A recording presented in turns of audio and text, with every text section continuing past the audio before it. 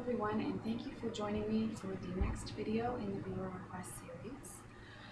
I'm excited to talk a little bit about my thoughts and experiences with spirit guides. Someone asked me to talk about this. And also, can they speak to us in other ways besides meditation? Because you all know that I'm a huge believer in meditation and the messages that we can receive from spirit and our guides and other energies through meditation. So that is definitely probably the biggest way that I communicate with the guides that I work with, and that's what I would really recommend you give a try in your own spiritual practice, communication with your spirit guides through meditation. So I really feel like I have been working with spirit guides my whole life. I've always conversed with, I guess we would say, other energies throughout my whole life. I've always been in communication with other energies, even when I was in the religion that I grew up in, which would have considered that consorting with demons, etc. I was talking with other energies and having conversations with them and being encouraged and built by their messages for me. Now, at that time, I wasn't meditating because we weren't allowed to meditate. So this lets you know that you can still communicate with spirit guides and angels, however you choose to look at these energies that kind of walk with us through our life experience. This lets you know that you don't have to meditate to communicate with them. I guess I would say I kind of just had an ongoing running conversation with other energies. And I would be aware when different energies would step in, or I would be in conversation with different energies, but it's more of just like a free flow for me, that it's always there, and I'm always kind of checking in and receiving messages from them. And especially now when I do any kind of healing work, it's like a complete plug-in, and the flow starts with them very fluidly. But I have been working on that for a long time, and working on being a conduit for that energy for some time. So if you're just starting with this process and you haven't had the experience of feeling that throughout your life you've been communicating with other energies, some things that will help you, again, would be meditation, to sit and to ask for your guides to show up and appear and give you a message and let you know who they are. The first time one of my chief guides really clearly showed up to me was during my Reiki level 1 attunement, like in form, and I had a clear vision of this guide and a clear understanding that he was stepping in to really encourage and support me in my healing work. So any kind of guided meditation where your intent and your purpose is to come into contact with your spirit guides and ask them to show up, to give you a sign, to let you see a symbol to know that it's them, is a really, really wonderful way of communicating with them. And you'll quite often get clear messages. And it might not be in that session, but it could be outside of that meditation session. It could be the next day, or a few hours later you happen to see a sign if you asked to see something, or you see a symbol, or you have a conversation with someone and something just kind of comes through for you, and then you're aware that they are working with you and that they do have a message for you and that they are supporting you. So guided meditation is a great way to get to know them. Again, if guided meditation or meditation, just being open, sitting in peace and calm and solitude, doesn't work for you as far as communicating with them, I would start asking questions during the day about what choices to make and things that are on your mind and assistance that you might need, or ask them to see a certain number maybe you want to see the number 7 3 times that day, and that means that there's a guide that's with you if you haven't had any contact with that. Those types of things are helpful in understanding that our guides are present and that they are with us, and opening up communication with them. Now, I have worked with several different teachers who have different philosophies on spirit guides. So what it really comes down to is your personal experience with them and what you believe to be true for yourself when you're working with them. Some people believe that, because you have free will, they can't step in, so you have to initiate communication, conversation, and assistance from them for you or with you while you're working with others. So if you happen to have that belief or line up with that belief, then this is a conversation, a dialogue that you do need to initiate on your own. So be aware and very clear that you would like to receive guidance 24/7 for the rest of your life, and say that out loud. I have one teacher I work with who really has encouraged all of her students to do that, and we've all had great results with that. For me, again, I've always had this kind of dialogue with other energies, and so I feel like you can communicate with them and they can communicate with you without having to set up a relationship in that clear of a way, but that can be a very effective way, especially if you have a difficult time trusting when you know something or you hear something or you're intuiting something. Then setting up a clear intention with them out loud can be really beneficial for you and very encouraging. So that's something to give a try if you would like to have better communication with your guides or just get to know them and know who they are. So a little bit more about my experiences with spirit guides. And I don't really use the word angel because that's uncomfortable for me. And I am working on expanding that. And I do actually really enjoy working with a few of Doreen Virtue's decks, and so that's helping me to heal my relationship with the word angel and that Christian connotation of angels. But I choose to call them spirit guides. And again, I've always been in communication with them, especially outside. I grew up on a 150-acre farm and spent a lot of time outside, and I was constantly feeling the energy of guides, their presence. I was feeling the presence of people that had lived on that land and departed, and so there was always an open conversation that I was having, and understanding that even though that was an internal, ongoing conversation, it wasn't my voice that I was communicating with, even though it might have come through sounding like their voice.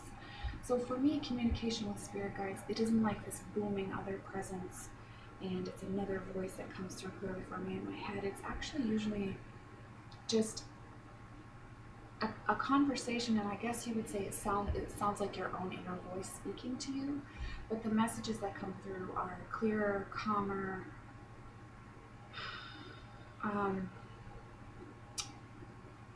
I guess I would say ageless in a big way for me when it comes through. I'm aware that it's another voice that's speaking to me, but it may not have a different intonation and a different sound.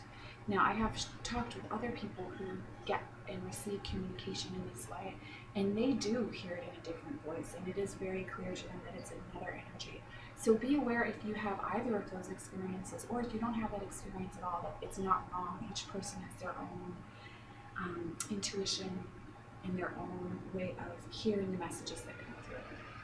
But the more that you are open to talking with other energies, the more and more that grows. So again, if you haven't had that same experience that I've had, set a clear intention that you want to begin a dialogue, and then pay careful attention to the times when you hear things in your head that are encouraging you, are letting you know something, or you just maybe have a knowing about something, and really start to trust that voice. The more that you do that, the more that the communication grows with these spirit realms. And I do say realms in plural. So again, internal dialogue for me has been the largest scope of my experience with my spirit guides. I also tend to dream a lot and have conversations with them. And I have a spirit guide that I've had, again, since I can remember, who has always communicated with me in the dream time. And I get very clear messages from, and again, this is comes through as a male energy. And he has been very protective energy for me. And at a time of great indoctrination in my life when I was a teenager, and I was really feeling that I couldn't line up with what I was being told I had to do. He came to me quite often and encouraged me and let me know that I was going to get out of this situation, and that I didn't have to believe inside, even though outwardly I had to live a certain way that I didn't agree with. So he was extremely protective for me in my teenage years, and I, especially when I, through that experience, went through times of great depression, and to be honest, I was suicidal at different times in my life, and he would always come through and really assist me through those times. And a big way that he came through, and that he still comes through, is through dreams. So start keeping a dream journal, a dream diary, and just when you wake up, write down what you remember from your dreams and see if some of your guides are choosing to communicate with you through dreams. Or perhaps in that time, like right before you fall asleep, when you're still conscious, but you're very relaxed and you are still aware, but you're very zenned out. It's very similar to a meditative state. So you might get a lot of messages in that way too, so I would encourage you to be aware of that. And I do find that journaling your experiences, especially if it's a very profound experience, is really important. As time goes by, sometimes we forget the magnitude of the relationship that we have with some of these energies, and I think it's really nice to be able to look back and remember how these conversations and these communications have really helped us in times of great need. A wonderful way that guides can communicate with you is through card work too, so oracle decks, tarot decks. I'm not sure about the Lenormand deck, how that would work. I haven't started working with the Lenormand deck, even though I'm very intrigued, and I probably will be. Oops, sorry, Vincent just woke up. Probably will be soon. So dreams are very effective ways of receiving communication and communicating with our guides. And to reiterate as well with the signs and symbols, asking for real clarity with that, for it to be in a way that is very unmistakable for you, can be very effective. As an example, I had a client earlier this week, and she had asked to receive 3 messages from her guides that she should follow a certain career path. And she had asked to see a certain color that would let her know. Her session with me was the 3rd person confirming that this was the right path for her, and she asked to see the color red, and my hair is red. So she received quite clearly, just by asking from her guides, messages that confirmed for her that taking a leap of faith was the right choice for her. So you can be as explicit with them as you would like to be in receiving communication with them. It doesn't have to be something that's fuzzy and unclear and that you're unsure of the response about. And asking them for that clarity is really important. Depending on what interdimensional beings you're working with, they'll have different ways of communicating. And so if something is proving to be ineffective for you, you're an equal part of the relationship. And so you letting them know that you need something clear is a beneficial and productive way of helping the relationship to work for both of you and to grow. So that is something that's important in asking for clarity and being very explicit about what it is that needs to be quite clear for you in understanding the communications that are going on, or if when making decisions you need assistance, or even knowing that they're really there. You know, asking as clearly as you want for it to see a certain number several times that day, or a certain sign, whether that's the shape of infinity, or whatever you love to see as a symbol. Asking for that very clearly is important, and you will get that. You will receive those messages if you ask for them, and that's always been my experience and the experience of people that I've worked on one-on-one with receiving their messages. If you're still really having a hard time believing that there are spirit guides working with you, and understanding how they're communicating with you, having a session with someone who works with guides and assists you in helping to find your guides can be very effective. So for instance, I interviewed Noreen MacDonald recently on the Goddess Interview series, and she is someone who through her Reiki work helps you to identify and communicate very clearly with your guides. And she does this in a very productive, proactive way where you're able to leave the session with the tools to continue the conversations and communications. It's not something you have to keep going to see her to be able to do. So finding a healer in your community, or in a, someone that it's comfortable for you to travel to assist you in communication with your spirit guides is another way that you can communicate with them outside of meditation. And it's an excellent tool, especially if you really have a difficult time understanding how to communicate with your spirit guides. There are also a lot of books on this subject out there. And it might be beneficial for you to go see someone who's an angel card reader or something like that who can help you to do that. And Doreen Virtue is not the only person that's written books on spirit guides and how to find them. So don't feel like that's your only option. But she does have some books that really are pretty clear about how to institute communication and get comfortable with that. I believe her Angel Therapy Handbook, I'm pretty sure she talks about it in there, but that can be effective for you. Books like Animal Speak and Nature Speak. There are a variety of other books out there. If you research on your own, you'll find the one that you're meant to work with that's most helpful for you. It's not something I've spent a great deal of time researching because I work with guides, I see my clients' guides, and I communicate with guides very easily.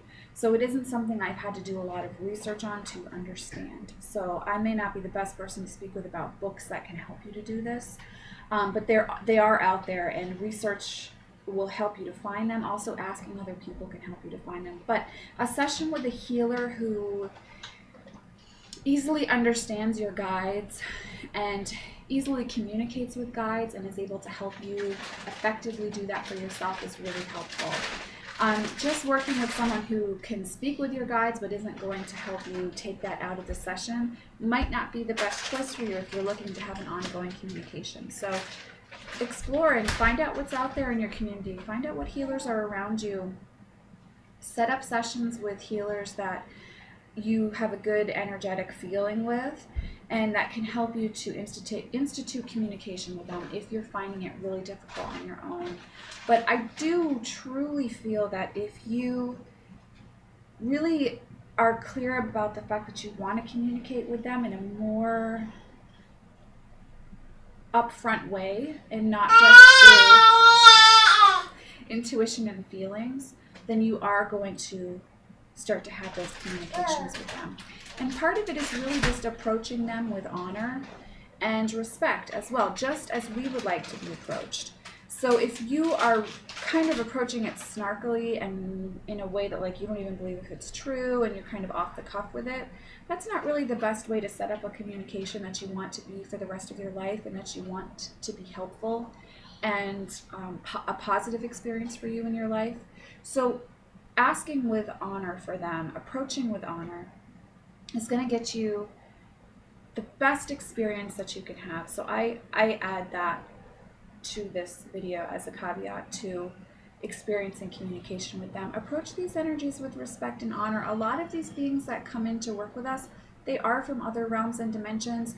They're a lot older than we are in this physical form, and they do have a lot of wisdom to share with us. So when we are honoring them, it lets them know that their work is appreciated and it's valuable. It's letting them know that their work is valued as well and that we value them.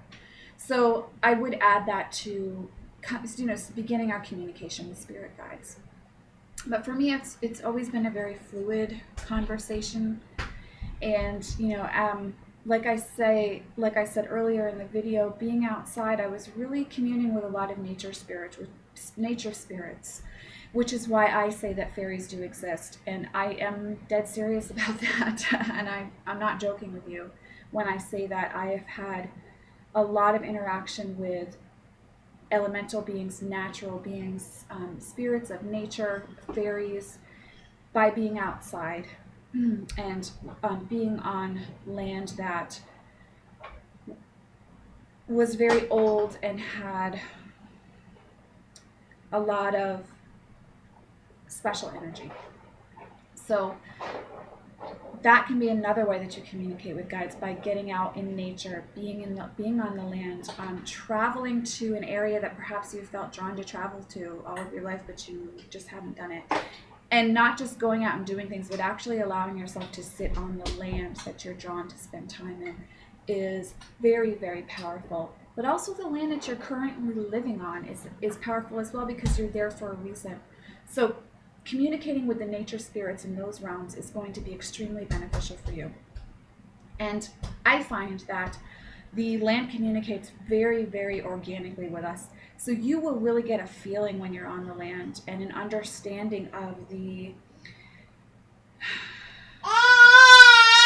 ancestors that have walked this land, the rocks beneath us holding us up, the inner growth of roots. All of these things have messages and their own ways of communicating with us. And so always it really does come down to slowing down enough, quieting the mind enough to listen to the communications that are constantly going on around us. So I hope that this gives you some insight into my experience working with spirit guides, and what I believe, which is that we all have them and we are all able to effectively communicate with our guides. I believe we have guides that are with us our entire lives. We also have guides that come in and out and working with us. We have spirit animals that work with us, totem animals, all of these things. And I think if you really watch children, you can see how much they are in constant communication with the spirit energies that work with them as well. And that is an extremely effective way of proving to yourself that spirit guides do exist.